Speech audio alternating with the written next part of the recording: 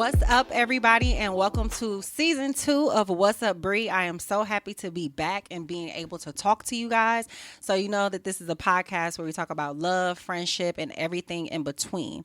So tonight we're going to start the season off talking about something that a lot of people don't like to talk about in public.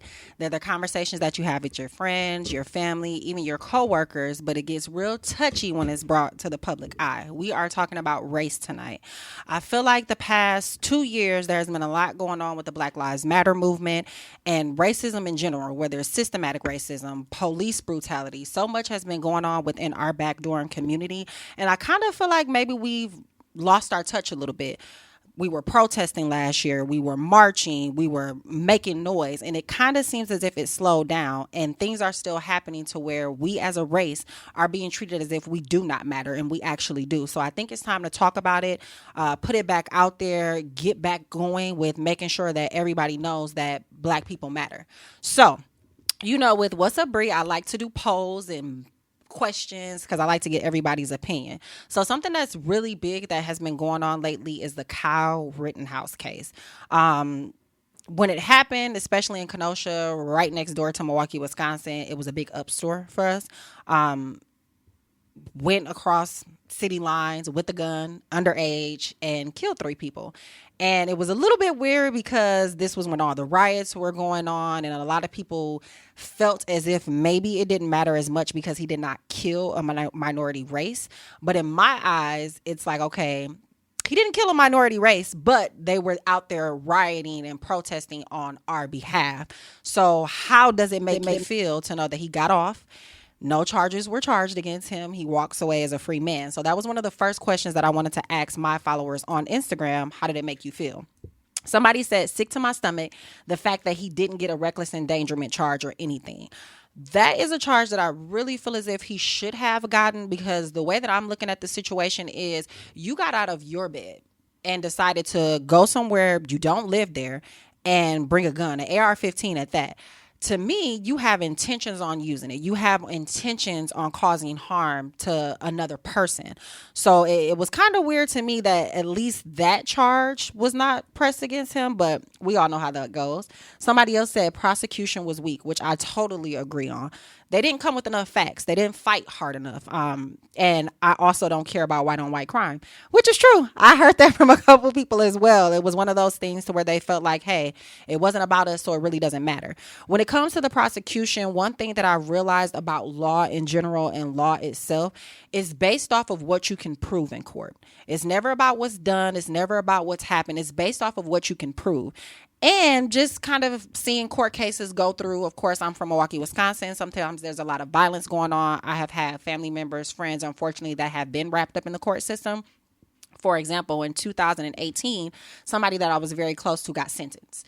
After the sentencing, it was something that we didn't expect as far as the time the person got. The DA and his lawyer had a 30-minute conversation, laughing, giggling, having fun. And in my mind, I'm thinking, we just paid you all this money to defend him. He got way more time than what we expected, and you're sitting here kikiing with the DA. So I highly, truly believe that depending on how the government or the judge wants that case to go, prosecutors are definitely paid under the table, whether they want to admit it or not. If they are paid or told to throw a case, that is exactly what they are going to do. That is one of the things that goes a part of systematic racism. How do you think they're railroading us with the judges, with the police, with the prosecutors? You think somebody's on your side and they really aren't. Another opinion that I got was like, damn, he killed white people and still got off. So white on white crime to me is kind of like black on black crime, because I know a lot of people brought up some of the people that died. There were 3 men that unfortunately passed away. One of them supposedly had like a sexual assault charge against a minor, and people said, oh, well, he deserved to die anyway. Don't get me wrong. Sexual assault, especially against a child, is extremely disgusting. Not something that I agree with, but I'm not going to look at somebody's past. I'm going to look at what happened in that situation at that time. He was not sexually assaulting anybody. Trying to assist with what was going on as far as protesting to help our race. So that's what I'm looking at. I'm not looking at what he did before in that moment. What was he doing right then and there?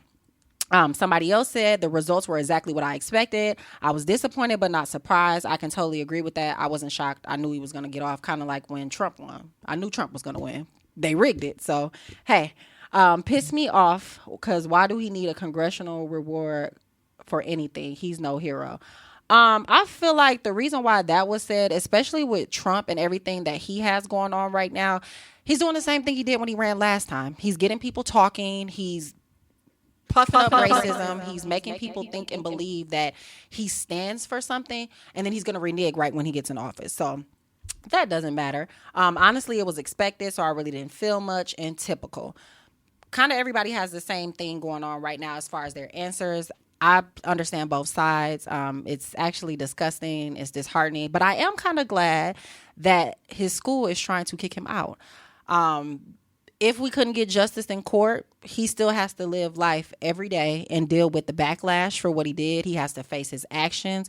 He can get on TV and smile and laugh and do interviews and act as if it's not affecting him. I'm almost positive it is. His life is going to be turned upside down.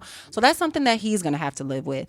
And speaking of that situation in Kenosha, I know a lot of things have been going on about Crystal Kaiser.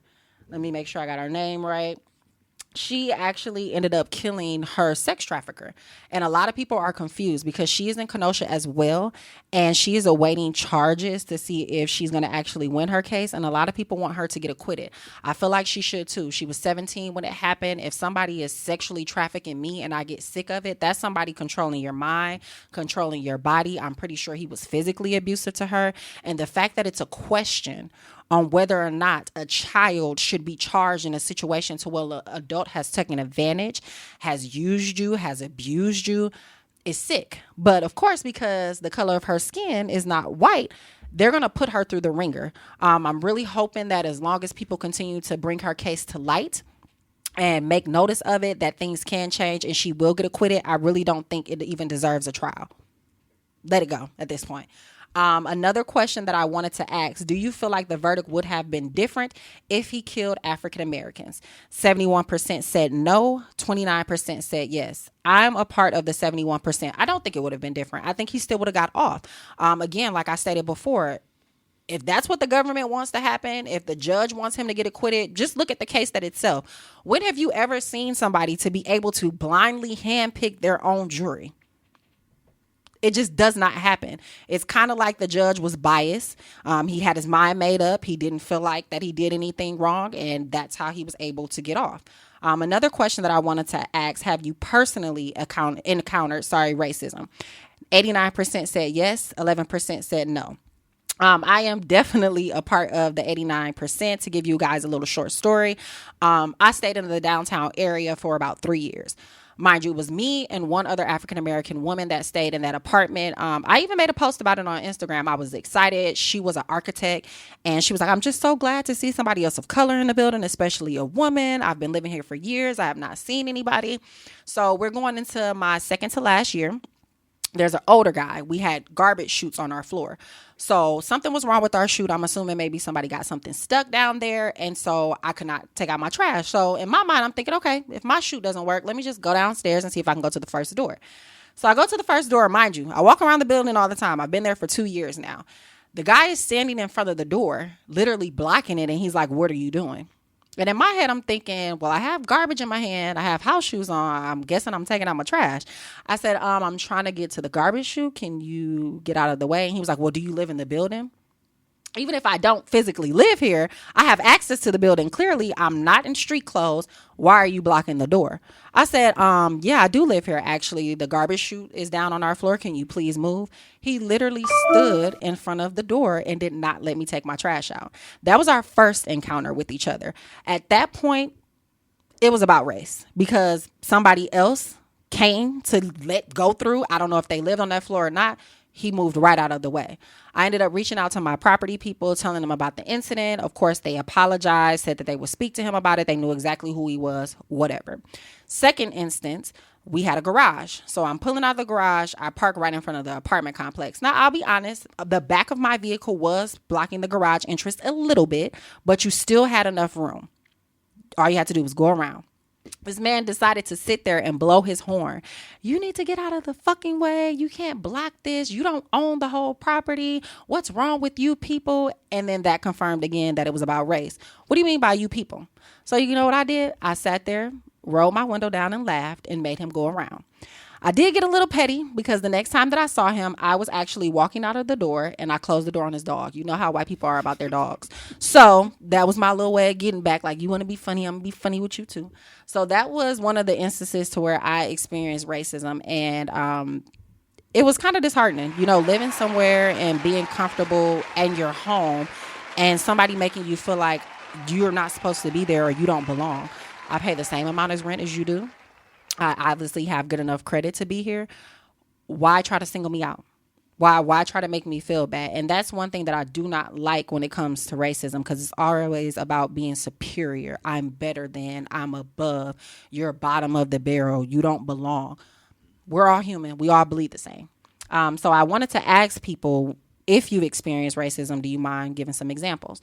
So somebody said, was me and they illegally arrested me and my BFF at the time. We threatened to get, wait a minute, I think this went a little bit backwards. Okay. When I attended Whitewater, the word nigga was written on my daughter's dad's card. Whoa. Okay. Somebody said walking and stopped by the cops for no reason, which of course is always happening.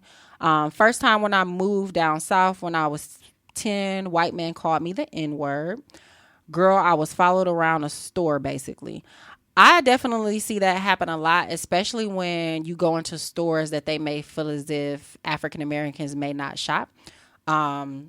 And it's weird to me because it's like fashion is fashion. If we want to be honest and very perfectly clear here, we are fashion. We create fashion. A lot of these trends that these big stylists and brands are making huge money from, they got it from us. So black people create the trend and they follow the trend. But of course they want to act like we don't belong. So kind of sad, but whatever. One thing that I wanted to ask as well, do you feel like Wisconsin is segregated? 96% said yes, 4% said no. I'm going to be quite honest, it is. And if you can't see the segregation in Wisconsin, your eyes are not open. Think about it. The way that they're trying to push everybody out of the downtown area, they're jacking up rent. Rent for a 1-bedroom apartment, if you want to be downtown at this point, is about $1,700 per month. If we want to be honest, if you want something nice, if you don't want to be in a hole in the wall, you're going to be paying that amount. What they're trying to do is push other races downtown and pushing us into the north side. As you can see, even with our streets, we're paying tax dollars. Fond du Lac is fucked up. It's never going to be fixed. Potholes everywhere. And think about what's going on in our backyard. I'm just confused as to how they're allowing African-American kids to steal vehicles and they are not being reprimanded, charged, or nothing is being done. I had a discussion with my friend about this. They're only telling them, okay, we're going to arrest you, let your parents pick you up and send you back home. Have you ever thought as to why? They're not in Wauwatosa stealing cars. They're not in Waukesha stealing cars. They're not in Racine stealing cars. They're in Milwaukee, Wisconsin stealing the cars. They're tearing up our own shit, which is what they want us to do. They want us to shit in our own back door. If you're going to steal cars, which I don't suggest because people work hard for their stuff, go do it in Waukesha or Racine. Why are you taking from your own kind? Why are you taking from your own race? Why are you making it harder for us to already get ahead?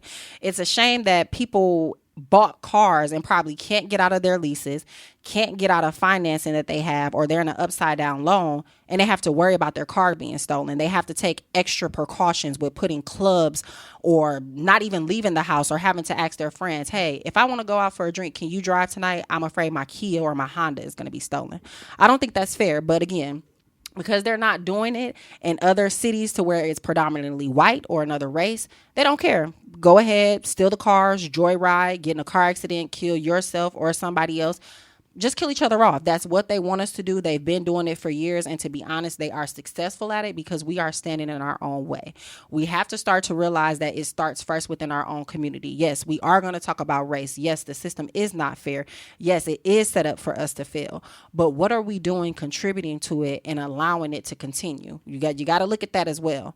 Another question that I wanted to ask, growing up as a child, did you ever want to be a different race? I think I've seen this a lot, especially when it comes to therapists, when they do the baby doll reenactment is what they call, and they ask little girls, well, what doll do you feel like is better? And of course, from what we've seen, they always go to the lighter skinned doll. That's something that I feel like we as a race also contribute to. There's a lot of colorism within our own race. Dark skin versus light skin. It's been going on for a very long time. It needs to stop at this point. It shouldn't matter if your skin is as fair as a pencil or as dark as night. Beautiful is beautiful, and everybody's definition of beauty, it's what you decide it is. But once you push it out there and you make it seem like, oh, it's beauty because of this, that's where the problem comes in at. We're hating ourselves. We're making ourselves seem as if we need to be different.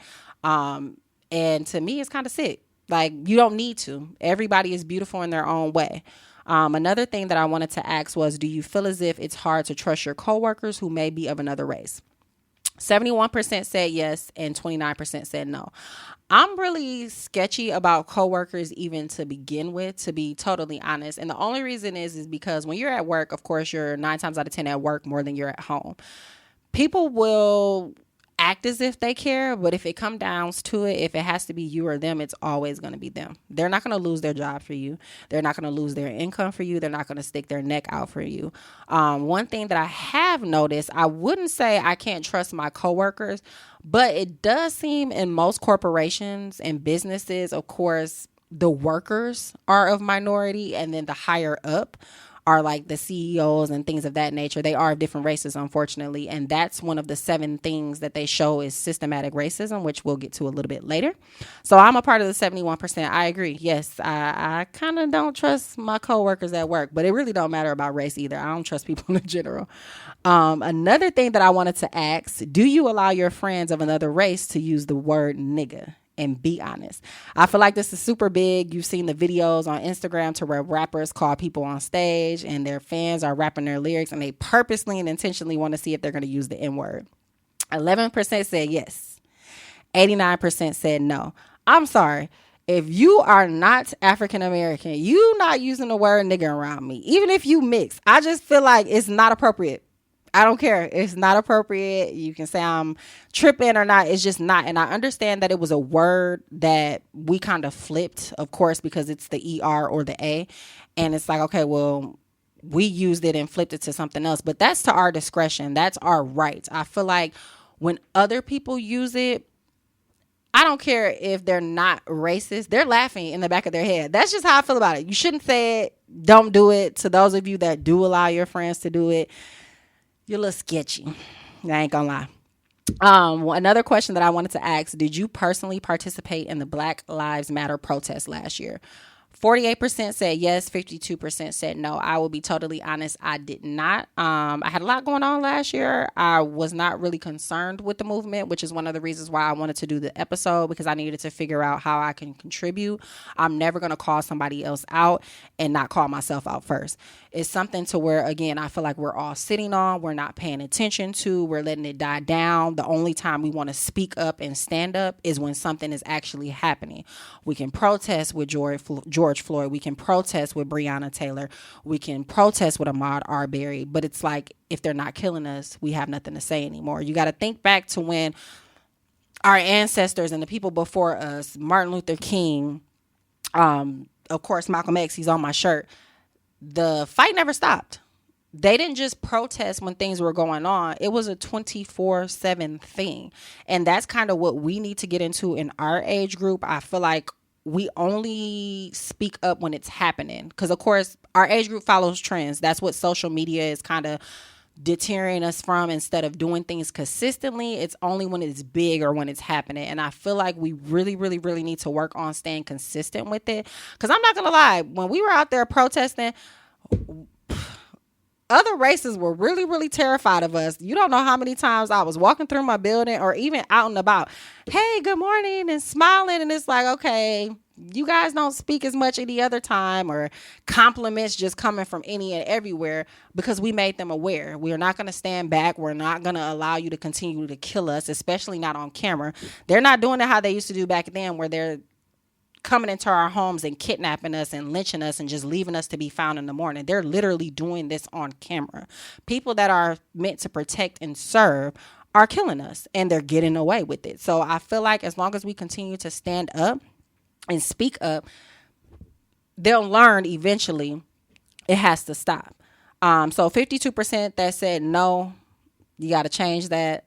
I'm trying to change right now. We gotta help our race. The 48% said yes. I'm pretty sure it took a lot out of you, because that is something that's scary. I feel like a lot of people probably were worried about maybe how it was going to look on social media if they were protesting. Was it going to affect their day-to-day life? Were they going to get injured or hurt or arrested? And that, unfortunately, is a reality that we have to face as a race. It may come down to going to jail. It may come down to us getting injured. It may even come down to us getting backlash, losing some friends, or having those hard conversations. But what's more important to you? Respect? Or just sitting back and just kind of letting it go on? What if that was your brother, your mom, your sister that unfortunately experienced racism or even lost their life because of the color of their skin? Don't wait until a situation like that happens to decide to speak up and stand up. Another question that I wanted to ask: what do you think it will take to end racism? And it's just a hypothetical question, because, to be honest, racism has been around for so long.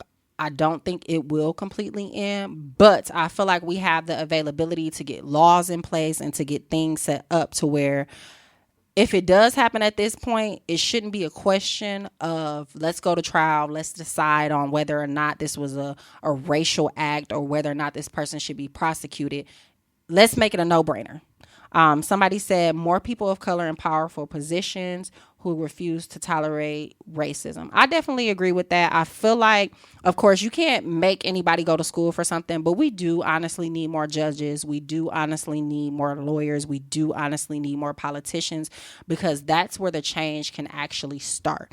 We need lawmakers out there that can assist us in giving us a voice in the White House or in Madison for Wisconsin, to where they can make laws to where the shit can stop at this point. Somebody said revolution and bloodshed in the worst way. Again, you see what our ancestors had to go through. Unfortunately, they did have to shed blood. Unfortunately, they did have to lose their lives. They did have to get their homes burnt down in order for there to be a revolution. But if we sit back and we're quiet and we're not saying anything, it's not going to stop.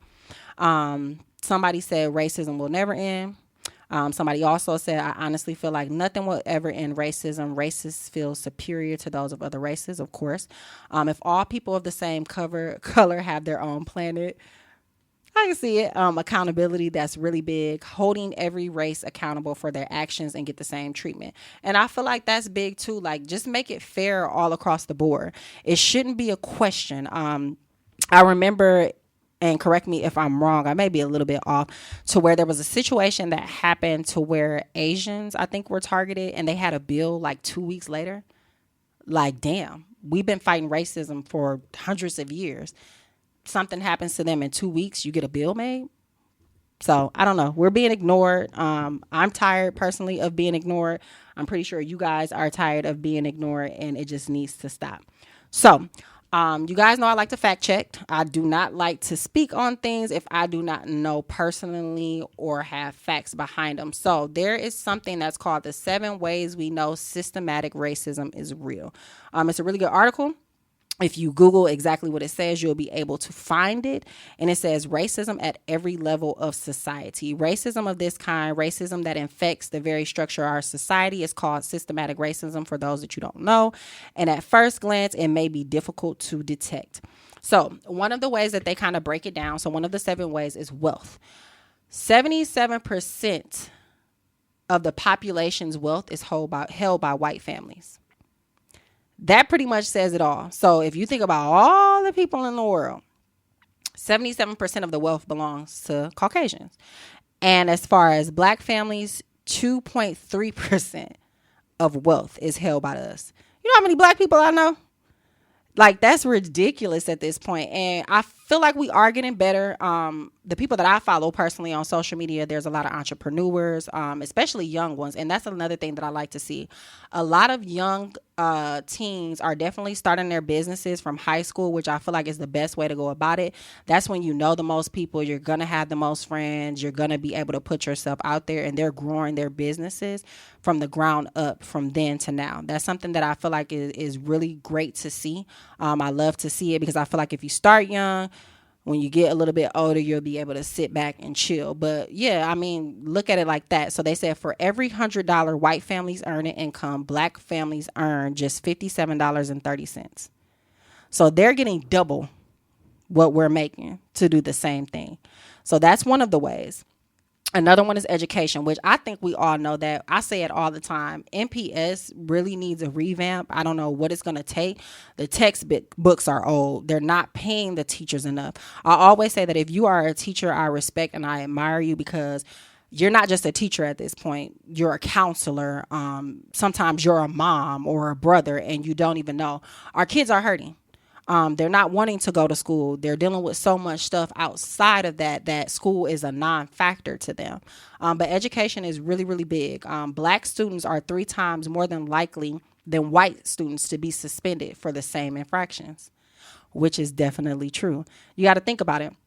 A white kid at school can kind of curse in class or maybe even skip class or speak out of turn. They're going to always get a warning. If you're African American and you do it, you automatically get suspended and sent home for days. It's ridiculous. They don't want you to be at school. They want you to be able to fail. They want you to flunk. They don't want you to have an education. Also, blacks make up 13% of the general population and 40% of the prison population. So almost half of our race is in prison. So that's another thing too. And it's weird to me because some of the smartest people that I know have been to jail. And have you ever thought 40% of our race is locked up, but in jail, they have access to books. They have access to computers. So that way they're able to learn. So their mind is growing. They're learning things. They're very intelligent. They learn how to write. Maybe if they didn't, they're able to get their high school diploma in jail. Maybe if they didn't finish, they're able to pick up trades. So they're able to earn all these skills, but their body is physically locked up to where they're not able to come out and apply what they're learning. And even when they are released, because they now have that record, they can't do shit with it. It's that much harder for them to kind of get through life. So that's another thing.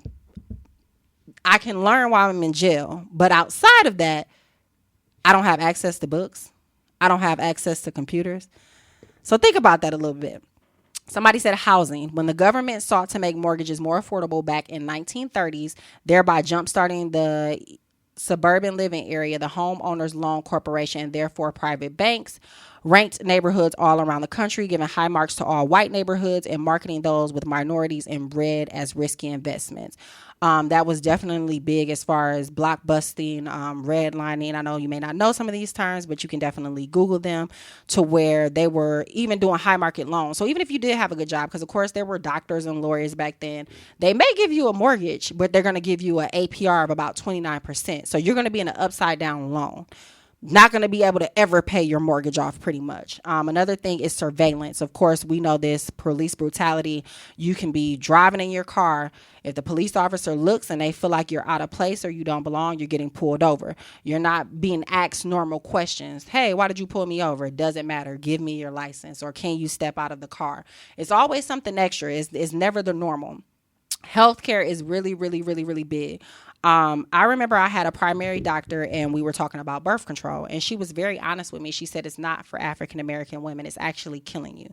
And I had to think about it. I tried so many different birth controls. I tried the regular pill. I tried IUD. I think that's what IUD, whatever. I tried that and it was giving me headaches. It was making my hair fall out. It was making me moody. And as a female, I'm already moody. I don't need to be any more moody than what I already am. And that's when she explained, it's not set up for our body. Of course, nobody wants to keep having 50 million kids or things of that nature or getting pregnant, but that's why condoms, the pull-out method does work. Trust me, I'm 30 years strong with the pull-out method. But yeah, healthcare, and a lot of our women are dying while giving birth. The doctors are not listening to us when we're saying we're having aches, we're having pain, something is not right. They're ignoring us. They feel as if, well, they don't know what they're talking about. Our body is speaking to us, but because of the color of our skin, what we're saying is not, it's not processing in their mind. They think they know better. I'm the one with the degree. I'm the superior race. What are you even talking about? And we're dying, unfortunately. We're not getting proper health care. They're making health care unachievable and unattainable at this point. And it's sad. So those are the 7 ways. And again, you can just look it up. The 7 ways that we know systematic racism is real. It's there. It's in your face. You can no longer ignore it. And I feel like even with your friends of other races, make them come in on the topic. Don't let them sit back. If they're really your friends and they care about you and they support you and things that you do, they need to speak up too. Don't allow them to be quiet. Don't allow them to sit back, because if they care, again, they will step in for the cause. There's so much more going on. I know us as a race feel like we have a win with the Ahmaud Arbery case. The men did get convicted. I am happy about that, but in my mind, all I can think of is what's next. What's going to happen next? I'm not easily settled at the fact that the Breonna Taylor case has not even went to trial. I feel like that was murder. I don't care how they try to play it. It was murder. She did not deserve to die. They can try to give their family, I think, a $12 million lawsuit is what they're willing to pay for wrongfully death. But money does not bring a life back. And money is not also accountability. Somebody needs to be held accountable for what happened. I know they changed it to where now they are not allowed to do the no-knock warrant, so they cannot just kind of bust in the door. They have to announce themselves and give people the opportunity to open the door, but I don't even think that's enough at this point. They gave George Floyd a statue that was ended up being defamed. Somebody ended up just scratching the gold off of it, and it's like things like that to where we feel as if, oh, okay, they gave him a statue, and then somebody defaced it. So it's like, is that really a win for us as a community? Is that really a win for us as a race? Is that something that we really should be proud of?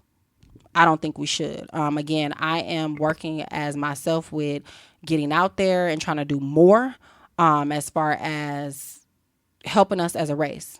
I'm not going to sit back anymore. I hope you guys don't sit back anymore. Hopefully this episode can kind of get your minds going a little bit so you can Google and look up some stuff yourself. The Black Lives Matter movement is still out there. There are people that are still protesting. There are campaigns that's going on right now. There are also petitions that you can sign for things to kind of move forward. But we got to do something more. What that is, I'm not exactly sure of it yet. How it's going to be done, I'm not exactly sure of that yet, but I'm not going to stop talking about it until something changes. So that is all I have for tonight. I appreciate all you guys for tuning in and taking the time to listen. And that is all I have. So thank you for tuning in to What's Up Bree. We will be back next week and we're going to talk about Black girl luxury. Okay. That's what the next episode is going to be. So thank you for tuning in and have a good night.